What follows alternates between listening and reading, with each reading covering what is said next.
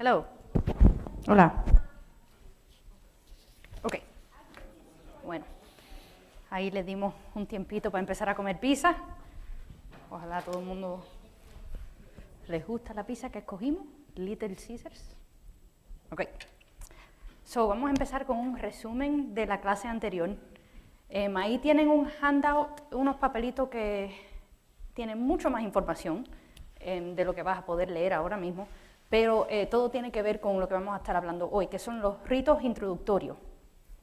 Antes estábamos haciendo como un resumen general de la misa, qué es lo que pasa durante la misa, cómo nos estamos preparando antes de empezar la misa, llegando a la iglesia. Y hoy vamos a enfocarnos en cómo vamos a empezar la misa, cómo estamos entrando, ¿no? Preparándonos para adorar al Señor y para entrar en oración con Él. De resumen, la misa es un encuentro con Dios y el cristianismo es una relación personal con Dios, manifestada en Jesús, la persona visible del Dios invisible. Ahí conversamos en la misa con Dios en la liturgia de la palabra y nos unimos con Él en la liturgia de la Eucaristía. Los misterios que nos encontramos en la misa no es algo oculto, sino es una realidad divina que solo se conoce por una revelación que nos da el Señor. La misa es un conjunto de misterios que nos permite entrar en comunión con Dios. No es un trabajo, es como le decimos, un juego sagrado, ¿no? Es un acto que se hace por sí mismo, por amor y por belleza. Participar en la misa nos libera y nos eleva.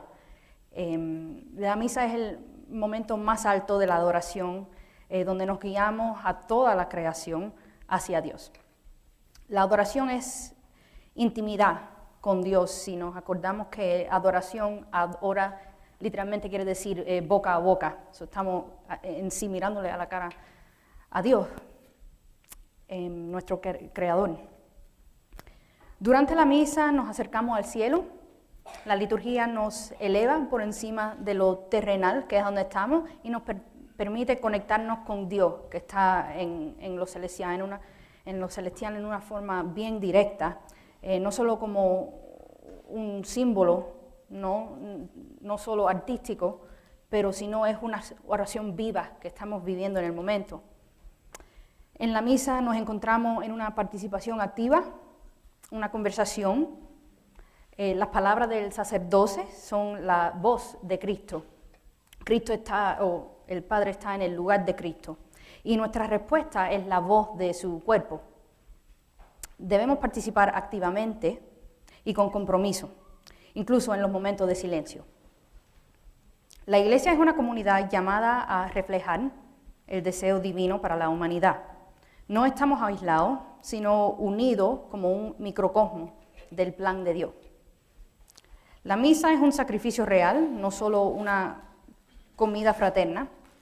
Los laicos, que somos nosotros, junto con el sacerdote, ofrecen la víctima inmaculada, que es el Señor Jesús, y también se ofrecen a sí mismos. Nosotros nos ofrecemos a Él como un sacrificio vivo, ordenando nuestras vidas a Dios.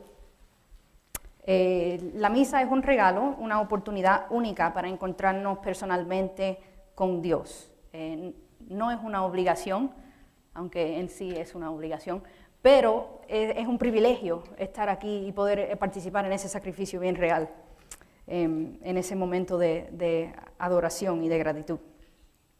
Es importante llegar con anticipación para prepararnos interiormente y disponernos a los misterios que vamos a recibir. El amor de los demás es parte esencial de nuestro culto. Dios nos dijo que necesitamos amar a prójimo, ¿no?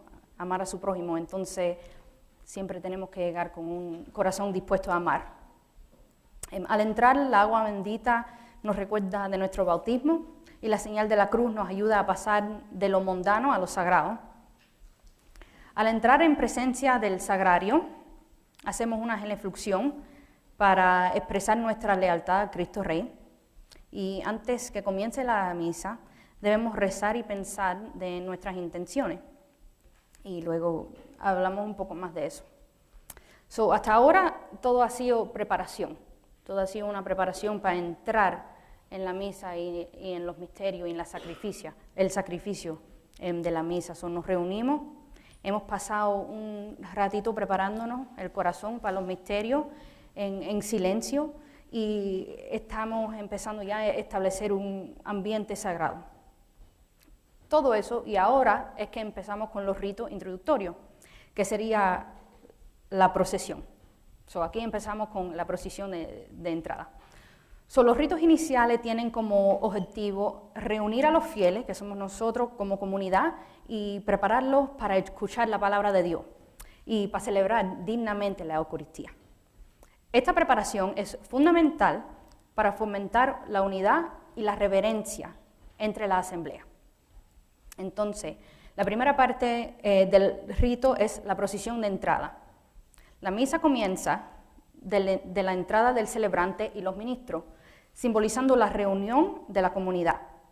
Esta procesión marca el tono de la celebración y significa la presencia de Cristo entre los fieles. La misa comienza con la señal de la cruz, un gesto milenario cargado de profundo simbolismo. No es solo una forma de empezar, sino una proclamación de nuestra fe en el Dios, uno y trino, en las dos naturalezas de Cristo, humana y divina. Desde los primeros cristianos, este signo se realizaba en la frente y luego se fue expandiendo hacia el pecho y los hombros. En este gesto están presentes siglos de tradición y doctrinas fundamentales. Al hacerlo, recordamos la cruz de Cristo y nos colocamos bajo su protección. Además, este signo es un acto público de fe y una forma de ahuyentar al demonio, como lo enseñaron los padres de la Iglesia. En una de las clases de formación de fe de americanos empezamos a ver, la gente empezaron a preguntar de dónde vino el signo de la cruz. Como estaban diciendo, empezaba en la frente, y también lo vemos mucho en los judíos del Testamento Viejo, haciéndolo, marcando las paredes y las puertas con un T de Tao. También tiene raíces judías, el signo de la cruz. Después de la procesión empezamos con el saludo. El celebrante saluda a la congregación con frases como el Señor esté con ustedes, la paz esté con ustedes, o el Señor esté con ustedes. El Señor esté con ustedes. Este saludo establece la conexión entre el sacerdote y el pueblo, invitando a todos a unirnos a la adoración.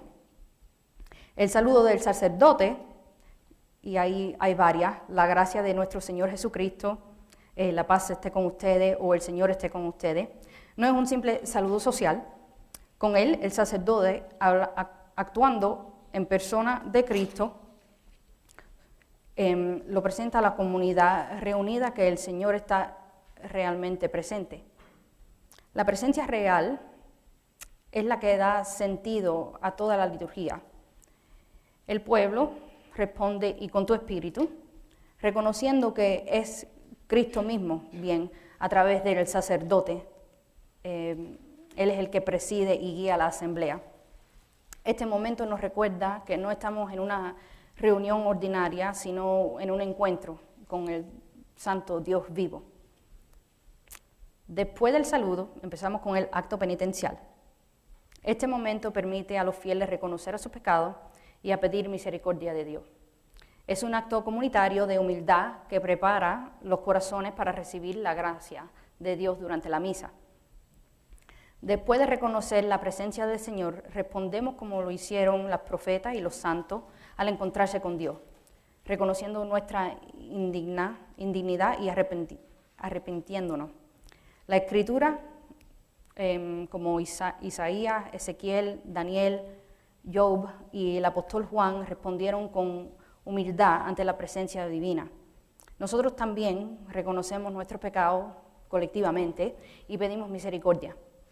El acto penitencial culmina con la oración de absolución del sacerdote, que no nos sustituye la confesión sacramental, muy importante, pero sí perdona los pecados veniales.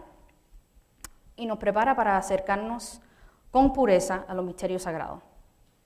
Después sigue Kyrie eleison, que será Señor, ten piedad. Eso refuerza la súplica por la misericordia y el perdón divino. El Señor, ten piedad es una oración bien antigua, de origen bíblico y litúrgico. No es solo un canto, es una súplica profunda de misericordia. En la historia, este canto fue traído de Jerusalén, donde se respondía a las peticiones de los diáconos con Kyrie eleison, que es el latín, o ¿es it Greek or Latin? Griego. Es la forma griega de pedir, Señor, ten piedad. En la misa romana llegó al ocupar un lugar privilegiado y aunque puede ser parte del acto penitencial, en su esencia es un himno de alabanza y de suplico. Actualmente suele rezarse o cantarse en una escritura de 6 o 9 invocaciones, alternadas entre el sacerdote o diácono y el pueblo. Es muy importante tener en cuenta que Kyrie eleison, y vamos a ver también la gloria, no son canciones, son cantados, tú sabes, pueden ser cantados o recitados, pero deben ser tratados con reverencia, no es igual que un himno o una canción. Nos movemos después de Señor, ten piedad, ahora estamos en la gloria. Este himno de alabanza se canta los domingos y en solemnidades, expresando alegría y glorificando a Dios. Refleja el gozo de la comunidad en la presencia del Señor. Gloria es una oración también de alabanza inspirado en el cántico de los ángeles de Belén. Gloria a Dios en el cielo. No es una composición improvisada ni reemplazable. Es un himno fijo de la Iglesia Universal. Inicialmente reservado para las misas presididas por obispo, con el tiempo se extendió a todas las celebraciones solemnes, como los domingos, fuera del Adviento y Cuaresma, que son tiempos penitenciales. También las fiestas y también las solemnidades. Gloria alaba a Dios y a Cristo, y concluye con una breve doxología. Gloria, por su carácter festivo, siempre que sea posible, debe cantarse y si no recitarse con dignidad y fervor. El Señor, ten piedad y el Gloria, como dije, no son canciones, son oraciones fijas. Como estábamos oyendo, no le podemos cambiar las palabras, no le podemos escoger cuándo es que lo cantamos o no. La Iglesia siempre tiene sus mandados de cuándo se canta. Es un venerable himno de alabanza, como estábamos diciendo, inspirado en el canto de los ángeles en el nacimiento de Cristo. De igual manera, es una oración con un texto fijo que no puede ser reemplazado. Ya se terminó el acto penitencial, el Señor, ten piedad y la gloria. Ahora nos movemos a la oración colecta. Los ritos iniciales concluyen con esta oración. Se reúnen las intenciones de los fieles y se los presentamos a Dios. Esta oración resume el tema del día e invita a la asamblea de concentrarse en la liturgia que sigue. La oración colecta es ese momento en que el sacerdote invita al pueblo a orar. Dice, oremos.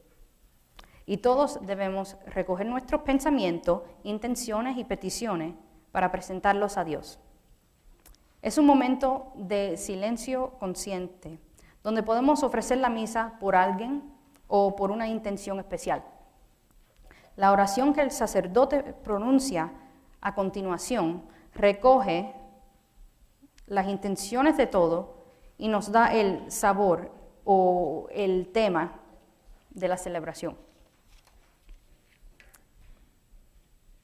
Las colectas son oraciones breves, directas y bellas, frutos de siglos de tradición litúrgica, reconocidas por su profundidad teológica y su estructura elegante.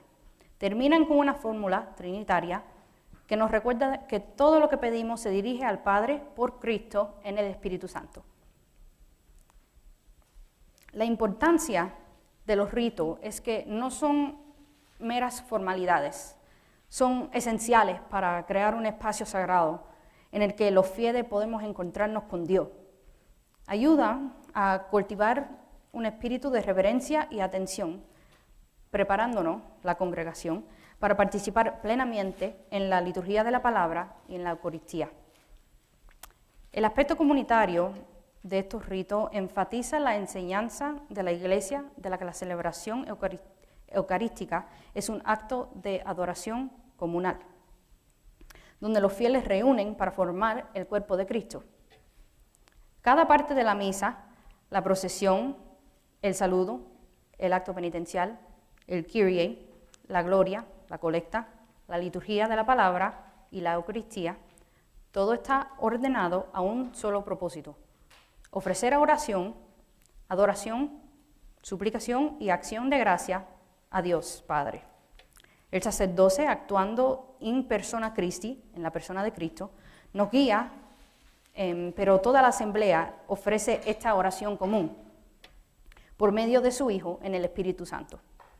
Siempre es al Padre por medio de su Hijo en el Espíritu Santo.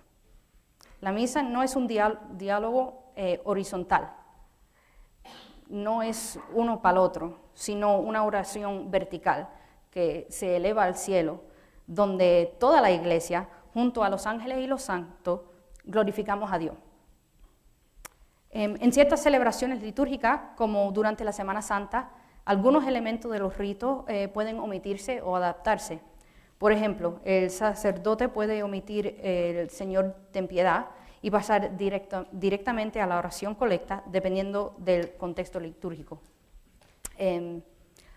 Notan que estamos haciendo muchas oraciones en latín, porque estamos en Cuaresma, pero en cuanto empiece ya Pascua, esa temporada, entonces vuelven otra vez al español. Para concluir, los ritos iniciales de la misa juegan un papel fundamental en la preparación de los fieles para celebrar lo sagrado.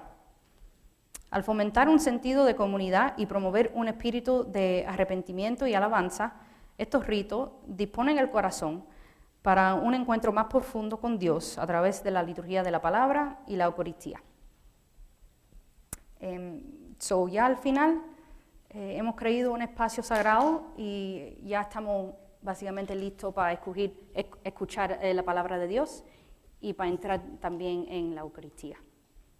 Y eso es el tema de hoy, los ritos iniciales.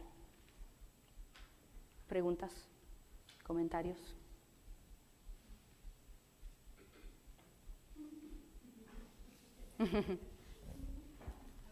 Milagro que te sentaste para allá atrás, porque usualmente estás aquí adelante. ¿Por qué los cantos digamos ahorita en latín que están haciendo no hacen en todo el mundo como si fuera también el evangelio? Nomás hacen en distintas parroquias. ¿Que por qué no otras parroquias también están haciendo eso? So he was asking, why is it that we are doing the Latin for Lent and not other parishes? You know, you find other parishes not doing the same thing.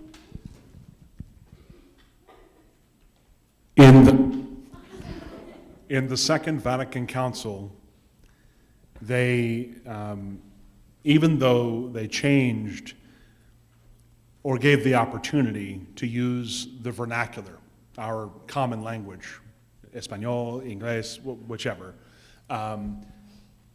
the church asked that from time to time during the year, we use the Latin, especially for the ordinary of the Mass, which is Gloria, Sancto, Memorial Acclamation, whatever, however we say that, and Agnus Dei, Pater Noster. And the Creed, actually, but that's very long. It's very hard to say that in Latin.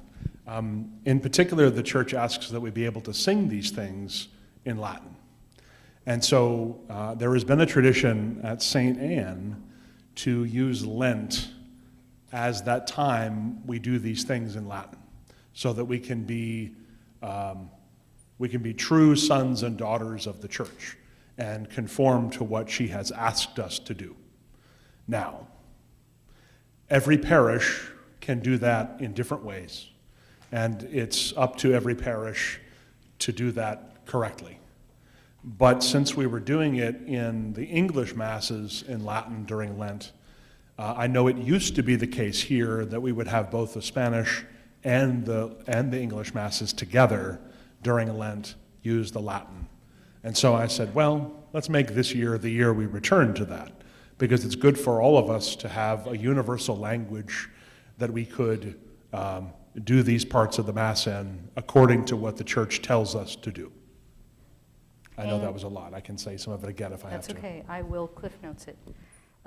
El Concilio Ecuménico Vaticano II dijo que ciertas temporadas litúrgicas o ciertas misas tienen que tener latín. Cada parroquia puede decidir cuándo y cómo lo va a usar. Bueno, cuándo lo va a usar. ¿Cómo sería en las oraciones ordinarias, como lo decimos, que sería, did you say the Gloria was one of them? La Gloria, San...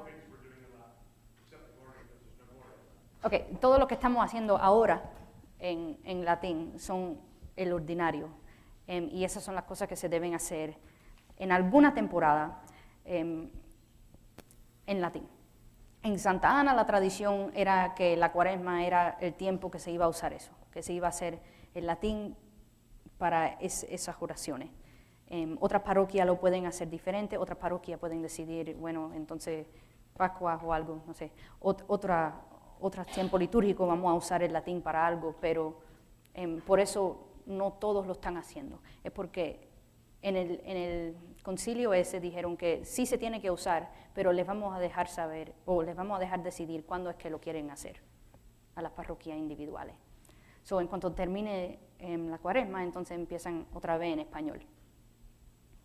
Entonces ahí es decisión del padre, del sacerdote de la iglesia. Is it, so then it would be your choice, the priest of the parish, it would be his choice to decide. O de la diócesis. The way the document is written, and the document is called Sacrosanctum Concilium. You can read it online in español. It is written to suggest that it's not really a choice, but it is the choice of a bishop, and he may delegate that to a priest for how it's implemented.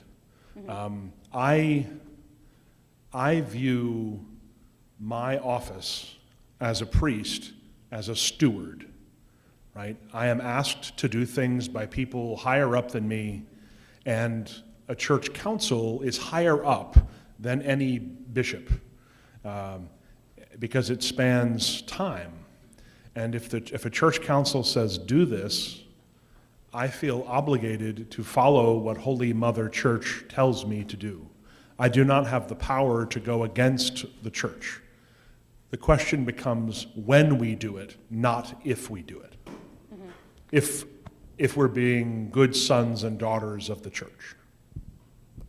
So, en sí es el obispo que puede decidir o darle la decisión a un sacerdote para decir cuándo es que lo van a hacer.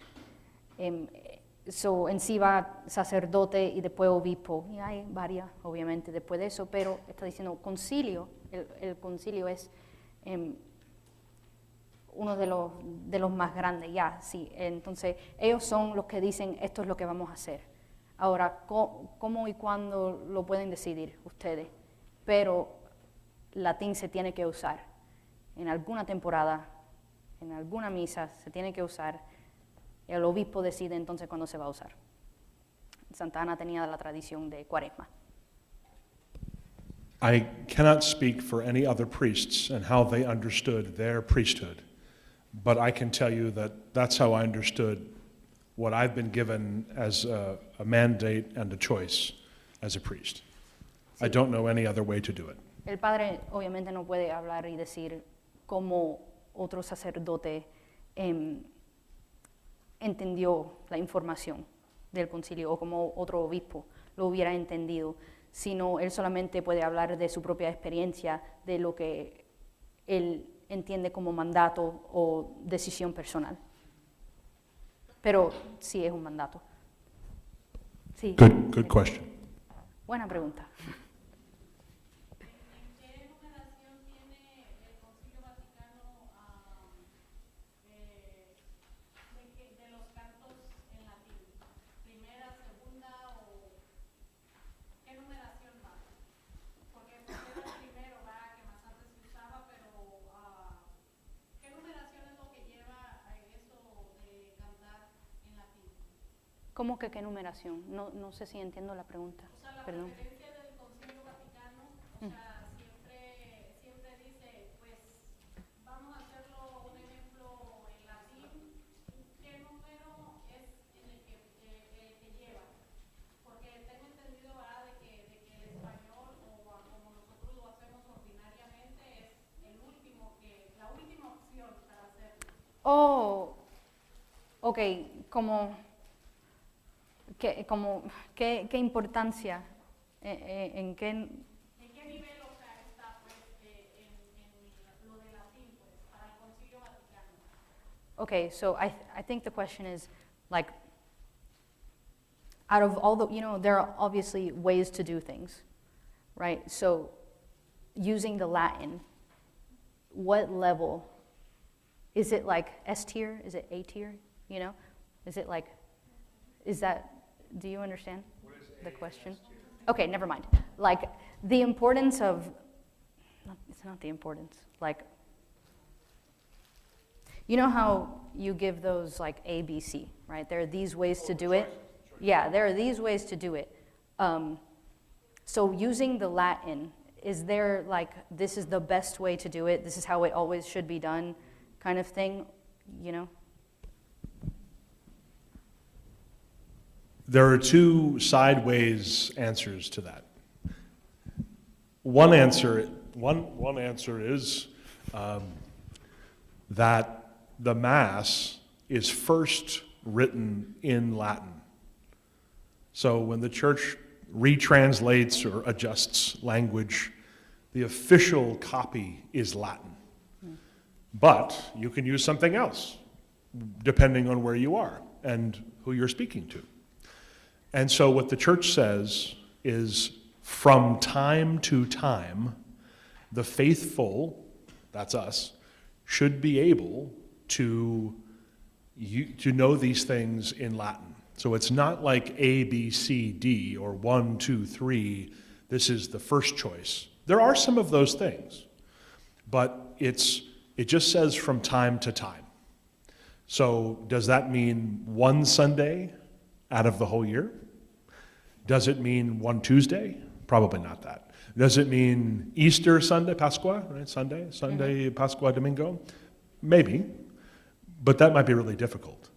So a lot of churches choose to use Lent because it's penitential to use the Latin during that time.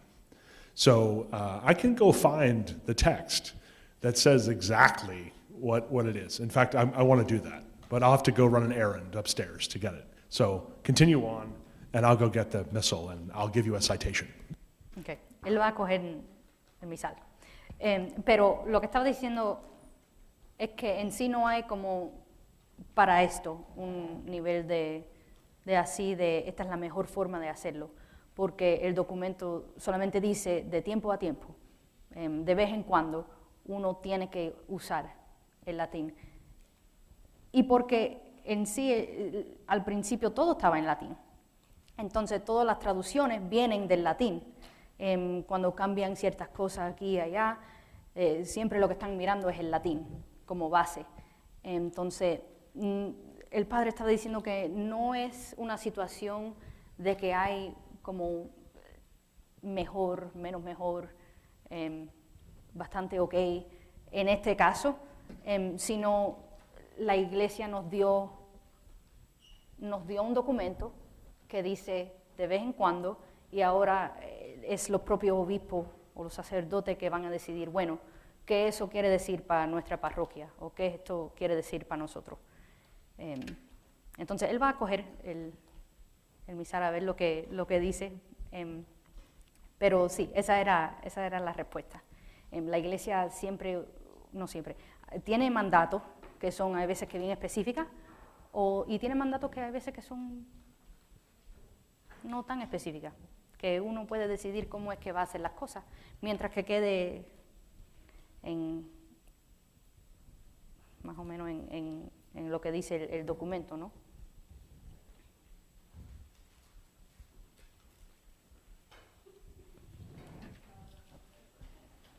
So what happened while I was gone? I just translated what you said. Well, it'll take me a minute to look this up. So, next question. Okay. ¿Sí?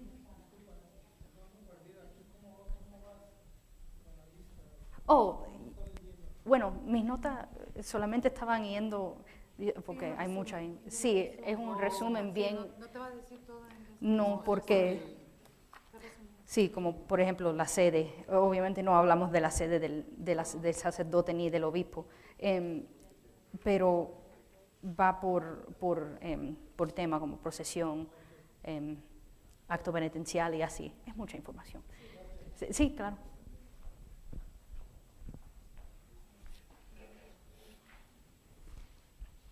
¿Otra pregunta? Mientras el padre busca sus cosas. Para ser servidor, ¿tiene que tener los sacramentos o cada ministerio tiene sus propias reglas? To be a monaguillo o servidor general como... Servidor como lectores. Okay. Yeah, to be like a general server. Not like just an altar server, but also like a sacristan or a reader. Yeah, a liturgical minister. Do they each have a certain things that they have to do? Is there a preparation? Oh, do they have to have their sacraments? Generally, the way the church typically operates is that for a lector, you would need to be confirmed. But we have children read in the school who are not confirmed, so it's not a hard rule. We just need to be prepared adequately for serving at the altar, to first receive First Holy Communion, and to be an extraordinary minister of Holy Communion, big name, we need to have been confirmed. To be a sacristan, nothing really, just to know what you're doing. Para ser lector tienes que estar confirmado, que es una regla general, porque obviamente en las misas de la escuela los niñitos no están confirmados, pero hay veces que leen. Para ser un ministro extraordinario de la fe tienen que estar, sí tienen que tener los sacramentos. A ver, para ser sacristán solamente tienes que saber lo que estás haciendo y saber a dónde es que lo tienes que poner en el altar y esa tipo de cosas, pero para eso nada específico. En sí sería lector, estar confirmado, ser un ministro, tener los sacramentos. Entonces, como un ministro extraordinario, no importa que esté solamente juntado, como quien dice, aunque no esté casado, puede ser ministro extraordinario. Sí. To be an extraordinary minister of the faith, you don't have to be married. Don't have to be married? Yeah, is the question. Like, do you have to be married or no? No. But if you think you're married,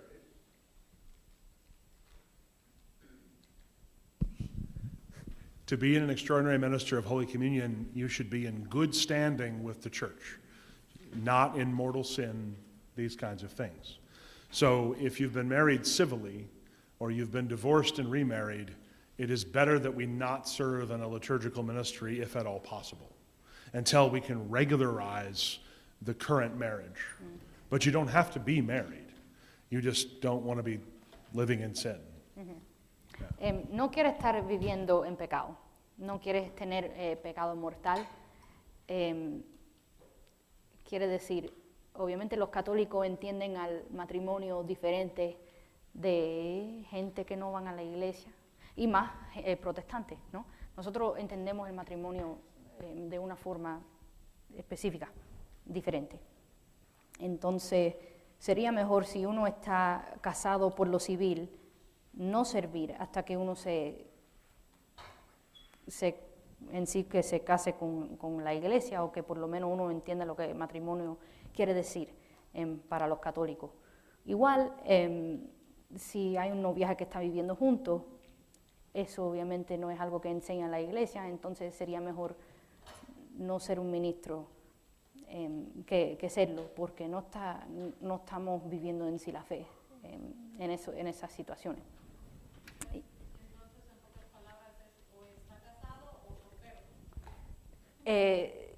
Sí, si está casado, que sea por la iglesia, que no sea que se divorciaron y está casado otra vez, si no es que pasaron por la iglesia. O soltero, sí, soltero que no estés viviendo con una pareja, soltero que no estés con nadie, pero tienes los sacramentos, sí. Ok. Buena pregunta. ¿Algo más? ¿Por qué las diferentes tipos de, digamos, iglesias, por qué ahorita hablando ahorita de los matrimonios, para padrinar a los niños en situación de confirmación, comunión, bautismo, en otras iglesias te pide otro requisito, digamos, de que estén casados o hermanos solteros o cómo está eso, de que es diferente en las iglesias lo que pasa ahí? So how it is different with Catholics and Protestant denominations I don't even know where to begin with that question, because obviously there's like... So is the question, what is different? No, the question is mostly like, why is it different? What are the prereqs?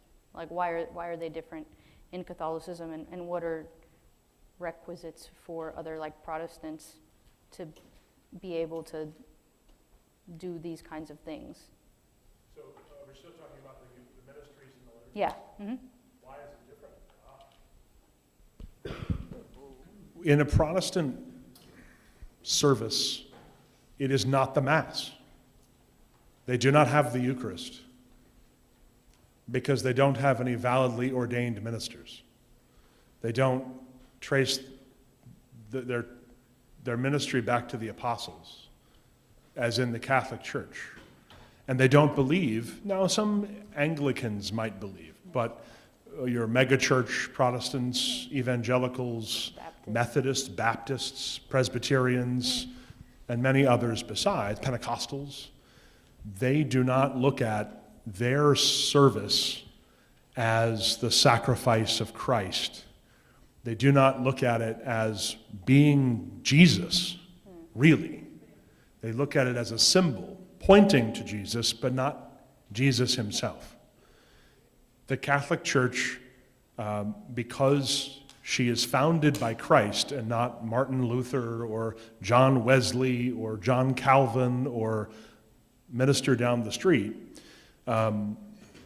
she has an unbroken chain of tradition back to the apostles who have their authority from Jesus. And so what is done in the Mass when the priest, who is, as you heard Casey say, is in the person of Christ, when he says the words in Christ's voice, "This is my body, this is my blood," they are Jesus' body and blood. And that's why we spend so much time and effort trying to give reverence to el cuerpo de Cristo, la sangre de Cristo, because they are el cuerpo de Cristo y la sangre de Cristo. They are not crackers and they are not wine. They are body and blood. So that is the big difference as to why anything in the Mass is treated differently than in a Protestant service.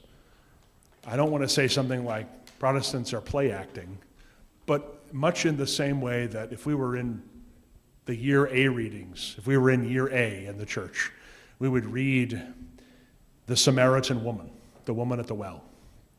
And Jesus would say, "We worship what we understand, You worship what you do not understand. And that is very much a distinction between Catholics and Protestants. Catholics understand what has been passed down over the course of 2,000 years, and Protestants tried to reinvent it in the 1500s. I don't know if that's a good answer, but I'm just going to start okay. translating, and then I will look back to you if I need any more. La respuesta simple es que los protestantes no tienen la misa. La misa es algo católico. Como el padre estaba diciendo, ellos no entienden los misterios de la fe y los sacramentos como nosotros los entendimos. Él estaba hablando de la samaritana, que Jesús le estaba diciendo, ustedes, ¿cómo se dice worship? El culto, ¿no? Sí, el culto de los samaritanos es algo que ustedes no entienden, el culto de nosotros es algo que sí entendemos. Ellos no entienden los sacramentos como Cristo quiso que nosotros los entendiera. Pero Daisy, lo que él preguntaba era de que, sí, el central a lo mejor se confundió. Lo que pasa es, lo que él preguntaba es de que por qué en algunas iglesias, bueno, sí, es en la católica, es como requisito los padrinos, que sean, cuando van a bautizar, por ejemplo, que sean casados. ¿Y por qué en otras no es requisito? O sea, puede ser. Entonces la pregunta es con parroquias individuales. Con parroquias individuales, con iglesias individuales y los requisitos de... Sí, ajá. Ok, la próxima vez me pueden parar. No tienen que esperar el tiempo. I heard padrinos, so I assume we're now talking about godparents. The question was misunderstood by both parties. Sorry. So the question is actually, why is it that within individual churches, like individual parishes within the Catholic Church, are the rules of like godparents have to be married, and that kind of thing, which I'm assuming there are other parishes that don't. There is one canon law. Canon law is universal throughout the church. Canon law does not require godparents to be married, but it does require them to be in good standing with the church. That is to say, not in mortal sin. Because that would be a bad person. Let me revise that. If you want your godparent to be the best example of the faith for their godchild, right? They're not a good friend. They're not a patron. I mean, padrino sounds very much like patron. But godparent means you are their parent in the faith. And so if you, for instance, are cohabitating with a partner and are having premarital sex, you are not a good example of the faith. If you have been married and divorced and remarried civilly, what does that say about the sacrament of marriage? It ignores it or says it's not important. I know that's much more complicated. I know it's very complicated. And the complication is that sometimes we're married back home in another country, and it's incredibly difficult to get annulments. So I recognize that very, very deeply. But the reason that any one church would say you need to be married is maybe they're trying to say you need to be validly married. But there's no requirement in canon law that two godparents need to be married. In fact, the requirement in canon law is that you only need one godparent who is a practicing Catholic in good standing. Right? They have those sacraments they need, which is just confirmation. You don't need marriage as a sacrament, but you also need to be in good standing, which means you're not violating moral law, But you only need one of those godparents. You don't need two. The other godparent can be a Christian who is practicing what they understand to be their faith well. That make sense? Okay. Okay. So, no tienen que estar casados. Lo que dice la ley canónica de la Iglesia es que tienen que ser católicos que practican la fe.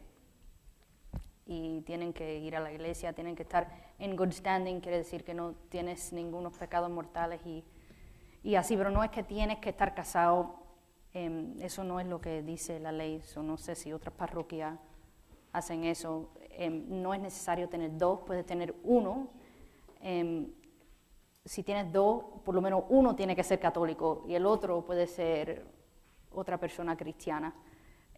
Pero no tienen que estar casados. No pueden estar en sí viviendo. Tienes que estar practicando la fe. Quiere decir, no puedes hacer cosas que están en contra de lo que dice la iglesia, que está bien o está mal.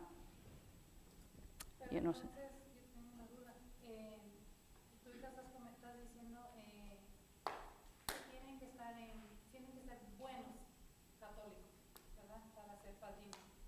Tienen que ser, No necesariamente tienen en good stand. O sea que tienen que ser buenas personas dentro de la fe católica. Y tienen que practicar la fe. practicar la fe. Mm. Y que no deben tener pecado mortal. Mm, El no estar casado y vivir en amaciato es pecado mortal. ¿O no? sí. It's a mortal sin to like not be married and live with someone, like cohabitate. Not just to cohabitate, but I had added that if we're engaging in intercourse while we're cohabitating, or not, you don't want to remain in. That's not being that's not practicing the faith. That is using another person in the eyes of the church, right? Because you're protected under the sacrament of marriage because you're committed to each other. That's how the church looks at it. Now, there are lots of individual cases that would need to be discussed, but that's the premise, that's the notion of why marriage matters, because it is a commitment. And has been that way for a long time. So it is a mortal sin. To cohabitate or to engage in relations To live with prior some- to marriage. To live with someone prior to marriage. It is not a mortal sin. You could live a brother and sister, let's say, or roommates. But usually it's not just that, right? Usually there's some other component. Usually we might share a bed as opposed to sleeping in different rooms, right? So I think that's what we need to think about. Is that the line? Is sharing the same bed? The line is intention. What do you intend? Right? Jesus says to us, when you have, it's not when you commit adultery, it's when you have lust that you commit adultery in your heart. Right? So that's the premise. It's what is the intention behind your action? What is the reality of what your choices are? Right? This might be too particular and too intricate a question to address in this setting. Yeah. Okay. No es solo la noción de vivir juntos, sino cuál es la intención de vivir juntos. Si la intención es nunca casarse, si la intención estamos en una cama, pero no casados y no nos intentamos casar y la intención es bien importante en la fe católica. Jesús dijo si uno tiene I'm blanking on the words, but okay. Vivir con una persona no es que eso sea un pecado mortal, pero ¿cuál es la intención si no están casados? Y usualmente no es solo vivir juntos, no es que uno está viviendo en ese cuarto y el otro en el otro, ¿no? Usualmente cosas pasan como somos humanos. Entonces, eso no es lo que enseña la iglesia. Yo creo que son muchas preguntas en una sola, pero realmente por eso se trata el tema, ¿no? De nosotros ir aprendiendo poco a poco las cuatro épocas. Sí, sí. Que como yo, que anteriormente estuve casado, ayer no me permito de entrar a servidor, pero ya tiene tiempo de que, por así se dice, para 2 años. Ujú, Es una diferencia para mí, que yo siento hasta en mí entiendo un cambio también. ujú. Pero, digamos, pregunto esto porque realmente, pues de eso se trata el tema, de saber lo que estamos haciendo en la iglesia, lo que estamos haciendo bien, lo que estamos haciendo mal, Ah, y mejorar en ese aspecto, ¿me entiendes? sí. Mu- Realmente a mí me hacen preguntas, en este caso viene lo de la conversión. ¿Por qué me voy a confesar que eso no está escrito en la Biblia? Dice la gente. Ah, Yo tengo que comulgar aunque yo no esté confesado, que es un pecado mortal también. mm, Porque si no meto a misa un domingo, bueno, yo tengo entendido para el próximo domingo no tengo que comulgar. ¿Por qué? Porque estoy en pecado mortal, para hacer una misa. Se dice en la escritura, obligatorio los domingos ir a misa y fiestas de guardar. Eso está escrito en la Biblia, ¿no? Según ellos. mm. Estoy diciendo, ninguna palabra dice que nos tenemos que confesar para comulgar. O sea, y aún estando en unión libre o no sé qué, y están recordando eso que es algo diferente a eso. Sí, pero en sí no es cierto, ¿no? Porque leemos en la carta del apóstol Pablo que sí debemos confesarnos uno entre otros, ¿no? Se dice que el que comulga indignamente pues, está condenando, ¿me entiendes? Mm, Entonces, realmente por eso trata todo el tema este, de ir viendo los puntos que están mal para venir a hacer un poco más. sí, bueno, y vivir primero en un país que nació protestante, es difícil, en una sociedad secular, hay muchas cosas que, la verdad es que hay veces que las iglesias no enseñan bien lo que enseña la iglesia, entonces es bien difícil hay veces, ¿no? Hay cosas que son difíciles en entender y uno siempre quiere preguntar, bueno, ¿por qué? Que es una pregunta buena y siempre debemos preguntar por qué. Y si ellos piensan que no está en la Biblia, eso no es cierto, porque si leen.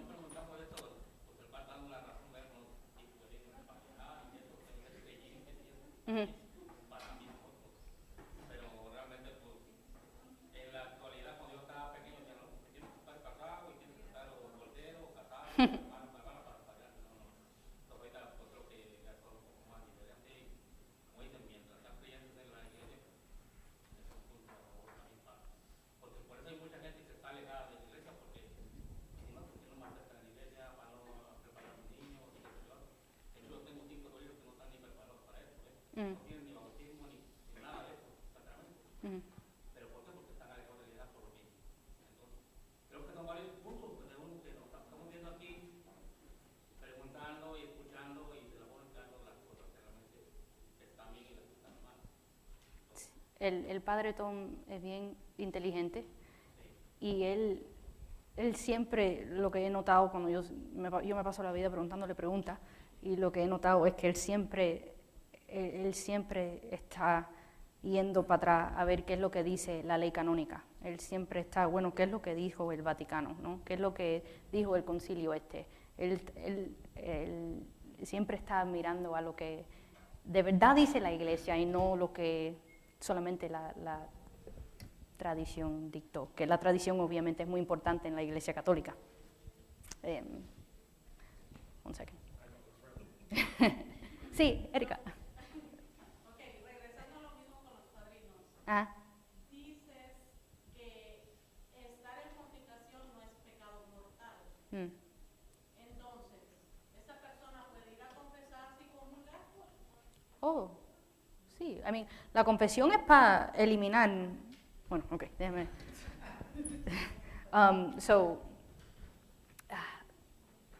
Fornication. The statement was fornication is not a mortal sin. Fornication. Yes. Outside of marriage, it is. So that was just a statement. Okay. Yeah, I'm pushing back against that statement. Yeah. So Well, I mean, so every moral sin, I mean, we don't need to dwell on, this is off the mats, but,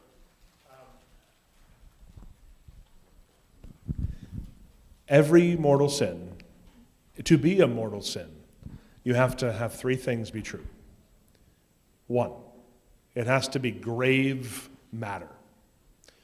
Typically, grave matter is something that can damage a relationship.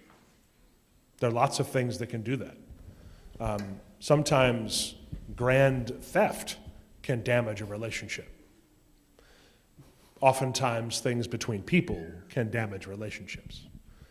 Big enough lies can damage relationships.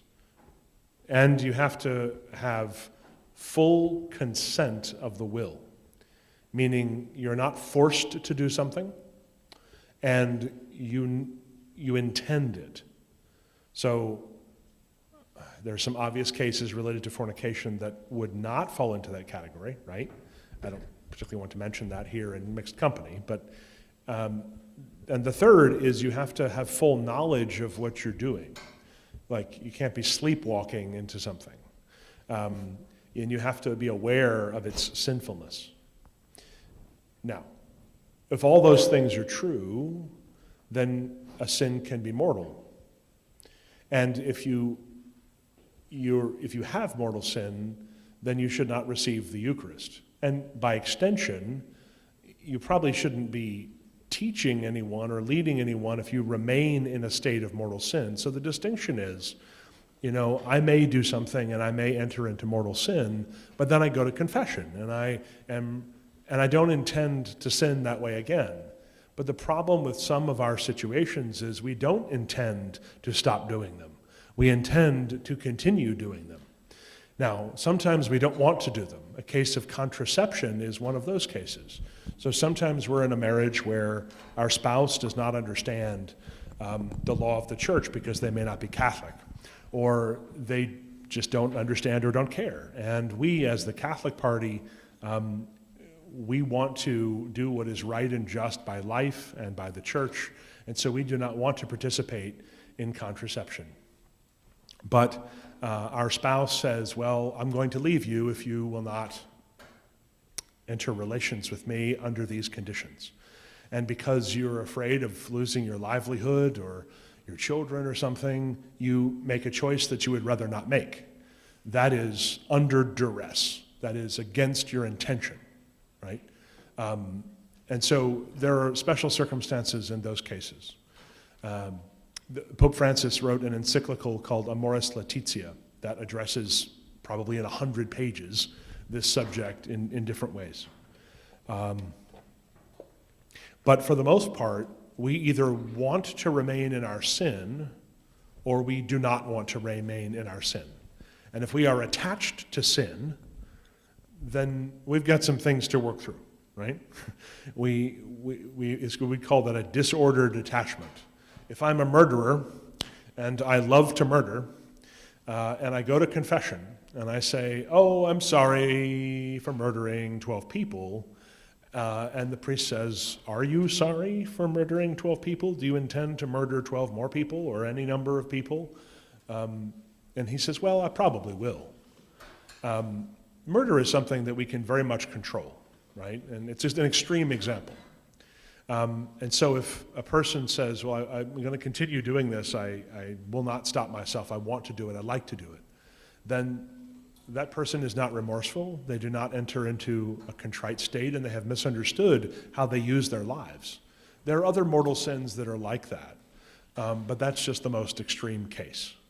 So we can fornicate in one instance and then go to confession. But if we have a habit or we have put ourselves in a circumstance where we're doing that all the time and we have no intention of changing that circumstance, then that's a very different intention. That's a very different way of living. Do you think that responded to the question? With way too many words, as usual? I don't even remember the question. I don't either. That's all right. I'm going to answer because I think this is at least part one of the question. Okay. Also, I recognize that we're probably around an hour of being here, so we don't want to hold anyone against their will.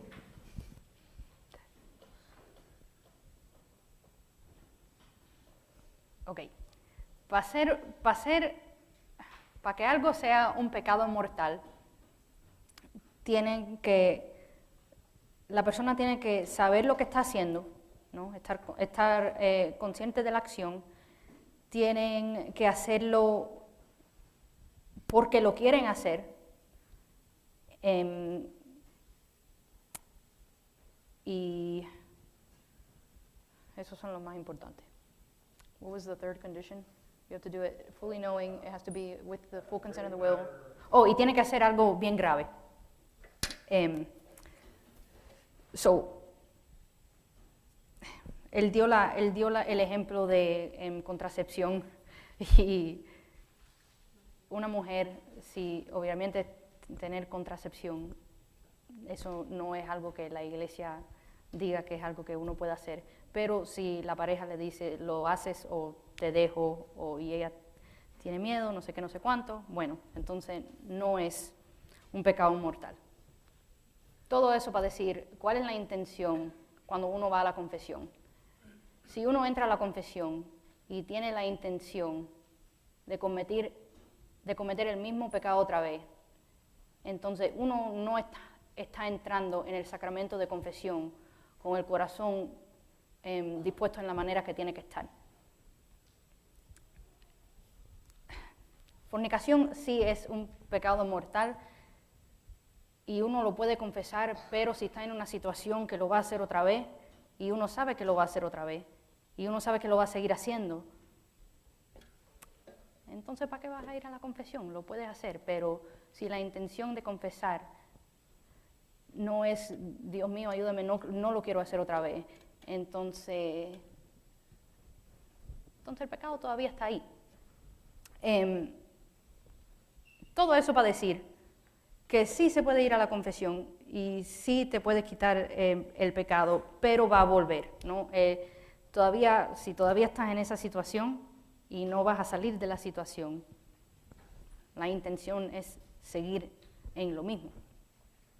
Yo creo que eso es lo... Just as an overarching thought, from the homily today, God is not the God of our faults or errors. He's the God of his promise. God always wants us to come back to him. He wants to spend eternity with us. He does not want to pile up things that separate us from him or from him from us. And so there are various things that can be worked through, right? These are all of these specifications and guidelines and rules are meant to help us align our life toward our relationship with God, not to drive us crazy or to make things difficult or anything like that. And I want to say that, I mentioned canon law a couple times. The last and most important thing in canon law is that everything in canon law is for the salvation of souls. And that's what all of this is oriented towards, to allow us to lead a life that is always pointing more and more to God. It's not to be a headache or to be a problem or to make us feel bad or any of those things. Just want to put that on the table. The question had been originally, past the fornication part, is if, again, to the godparent point of if you're in fornication, go to confession, absolve of your sin, and then, be a godparent. But if you're continuing in your invalid relationship, you're